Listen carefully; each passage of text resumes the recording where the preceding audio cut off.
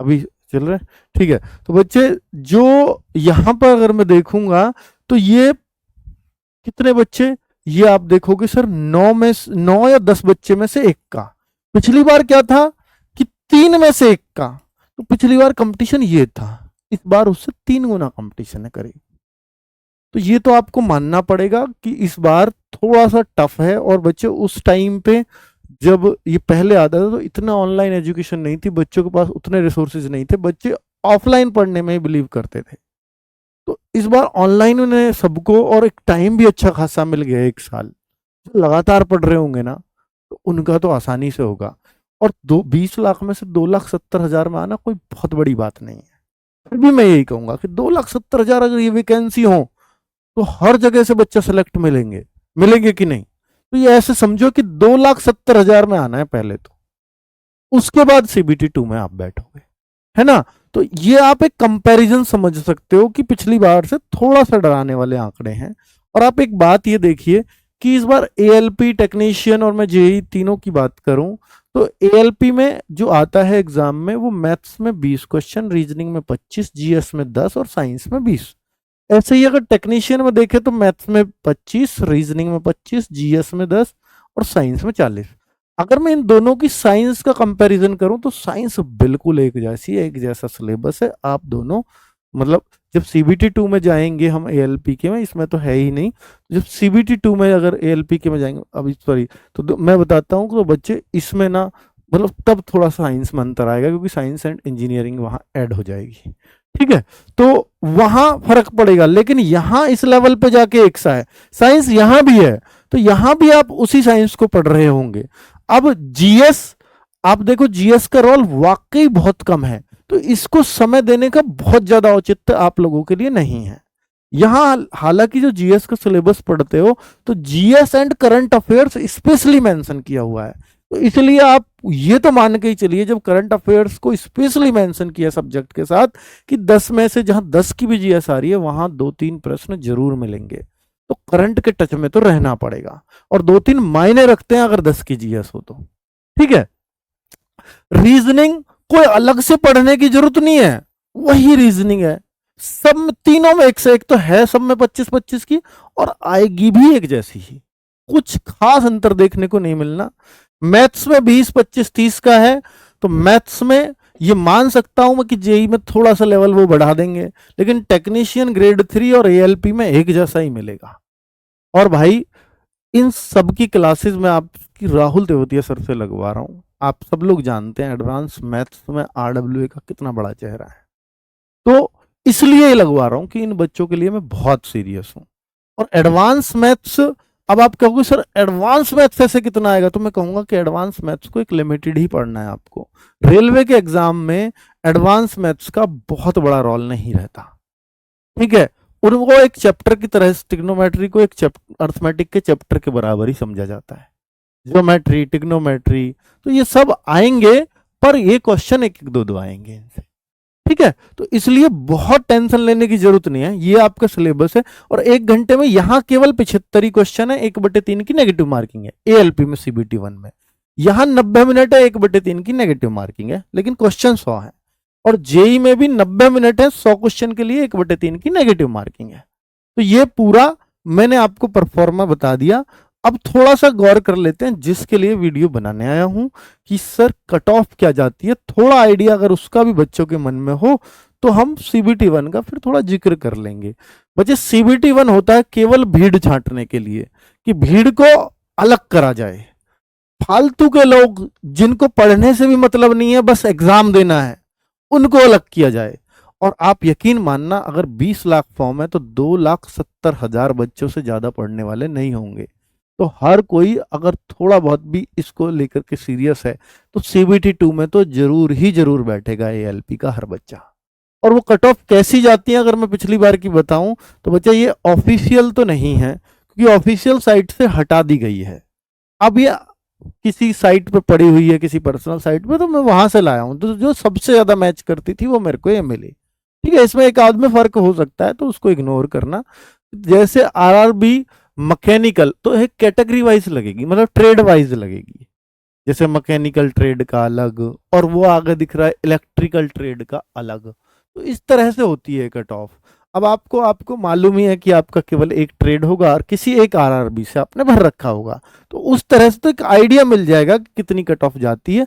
जैसे मैं देखूं अहमदाबाद की जनरल की 43 पे ही हो गया था 75 में से, लेकिन और ये 35 में एससी की गई थी, ओबीसी 28 पे ही हो गया। देखिए ओबीसी कम है, एससी एसटी थोड़ा ज्यादा है, तो ऐसा भी हो जाता है। ऐसे आप हर स्टेट की अगर देखना चाहो तो इससे आपको दिख जाएगी। इलेक्ट्रिकल की ये हर स्टेट, हर आरआरबी की सॉरी, देखना चाहते हो तो ये दिख जाएगी। लेकिन देखो, ये मैं फिर कह रहा हूं कि भाई साहब ये वाला जो है ना, मतलब पहले कंपटीशन 3 में से 1 बच्चा लेना था, तो शायद वैसा गया, और पेपर भी मुश्किल नहीं था, ये आसान ही था। ठीक है, इस बार थोड़ा सा टफनेस बढ़ेगी पेपर में, क्योंकि वैकेंसीज अगर कम होती हैं, भीड़ ज़्यादा होती है, तो फिर अकॉर्डिंगली कंपनी उस तरह का पेपर बनाती भी है। कोई भी नहीं चाहता कि मेरी कट ऑफ 80% पे चली जाए, 90% पे चली जाए, तो इसलिए पेपर को थोड़ा टफ कर दिया जाता है। ठीक है, तो ये आप थोड़ा माइंड में रखें कि अगर इतनी इतनी कट ऑफ गई है तो इससे तो हमें बढ़ करके ही चलना है, तो ये आइडिया आपको होना चाहिए कि कितनी गई है। बच्चे, आरआरबी, एएलपी, टेक्नीशियन और जेई, इन तीनों को हमने एक कैटेगरी में रखा है, इसलिए इनका अगर सबसे ज्यादा जरूरी अगर कोई आपके लिए चीज है तो वो है प्रैक्टिस सेट्स और मॉक टेस्ट। ये 2 चीज जरूरी हैं आपके सिलेक्शन के लिए। फिलहाल फिलहाल अगर कोई ये सोचे कि मैं नया कुछ पढ़ लूं तो बिल्कुल भी मत पढ़ना, ये आपको असफलता की ओर धकेलेगा। आपने जो पढ़ा है उसका रिवीजन बेस्ट तरीके से करके जाना।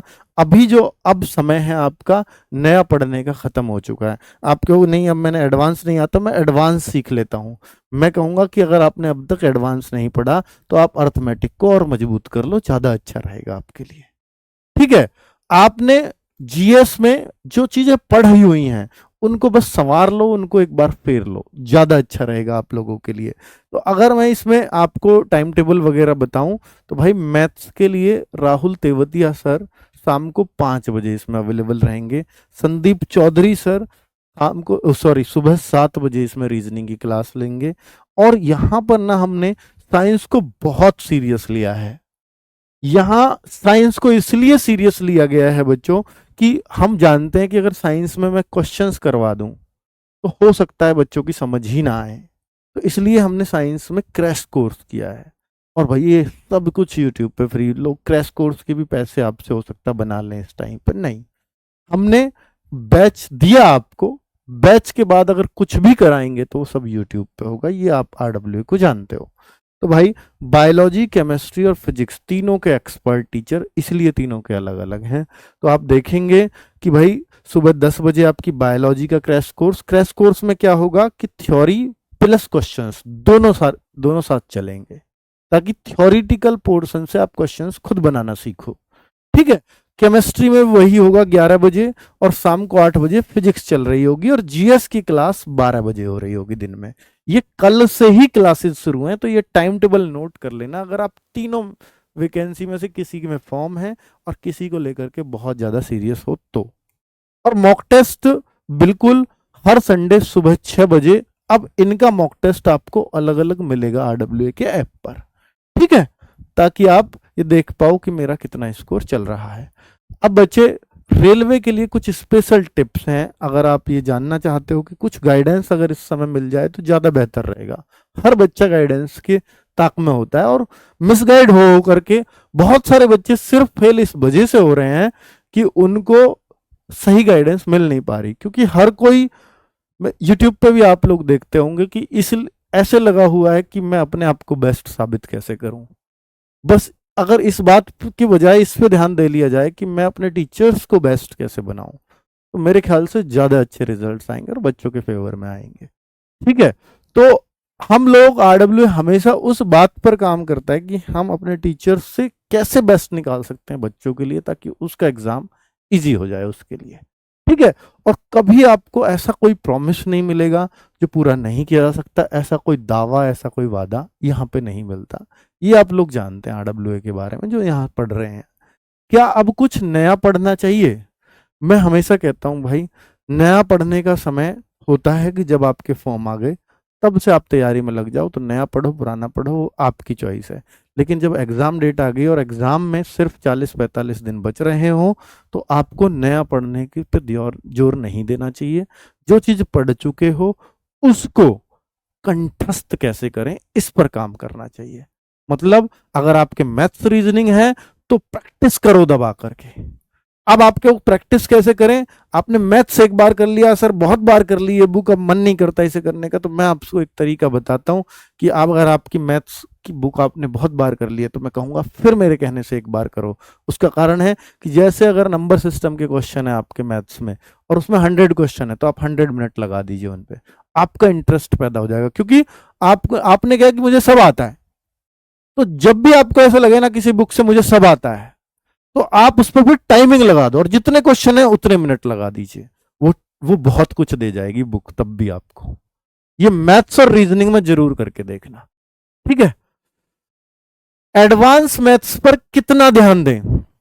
एडवांस मैथ्स पर मैं हमेशा कहूंगा कि आपको बहुत ज्यादा रेलवे के लिए ट्राई नहीं करना चाहिए। अगर आप एसएससी एग्जाम्स देने हैं तो आपको एडवांस मैथ्स बहुत पढ़ना चाहिए, मैं ये भी कहूंगा, ठीक है। क्योंकि एडवांस मैथ्स का रेशो उस लेवल पे नहीं रहता मतलब स्पेशली रेलवे के एग्जाम्स में।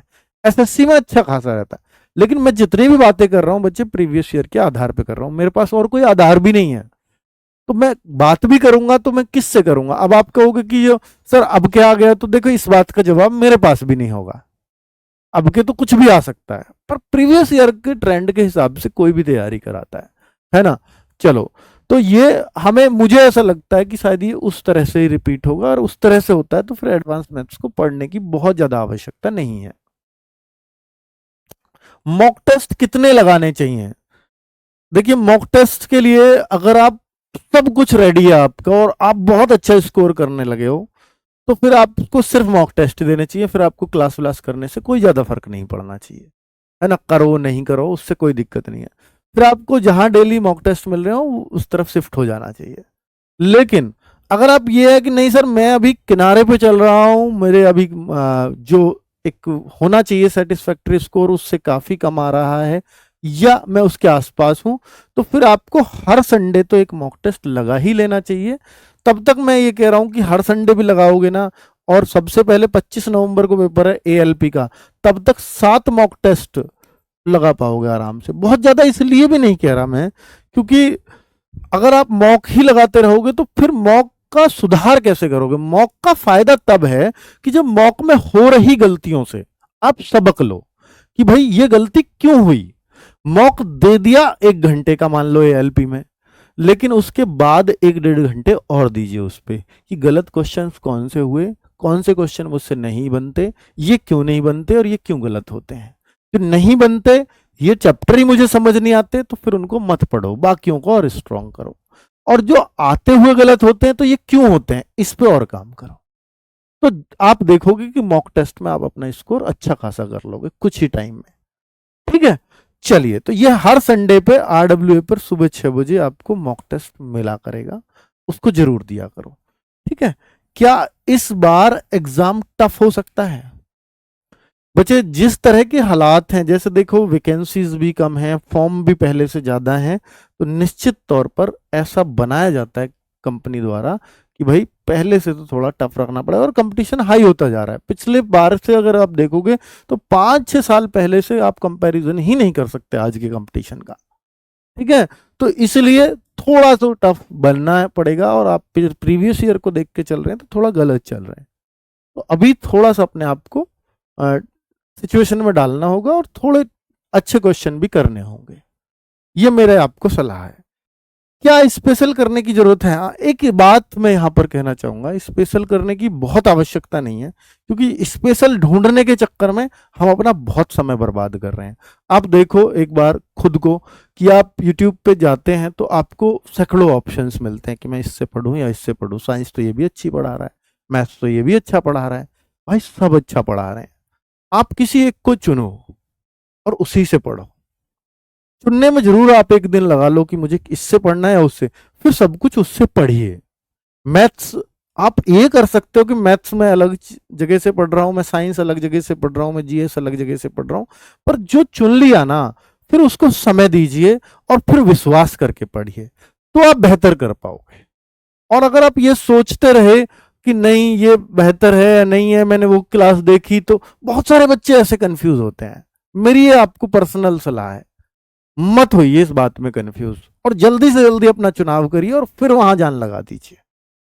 हर टीचर अपना बेस्ट देने की कोशिश कर रहा है। हमारे जितने भी टीचर्स हैं, मैं उनसे बेस्ट निकाल के आपको दूंगा।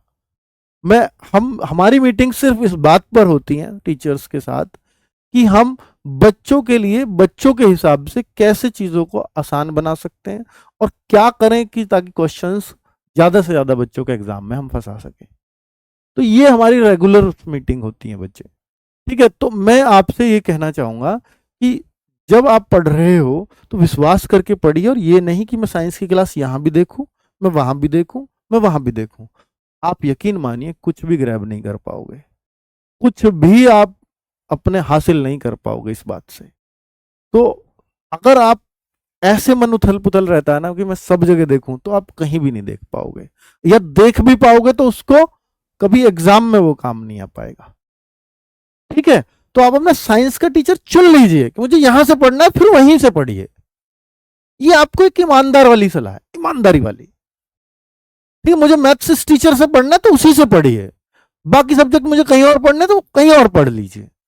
पर इसमें चुनाव में देर मत करिए, और फिर यह मत करिए कि मैं यहां से पढ़ूं या यहां से।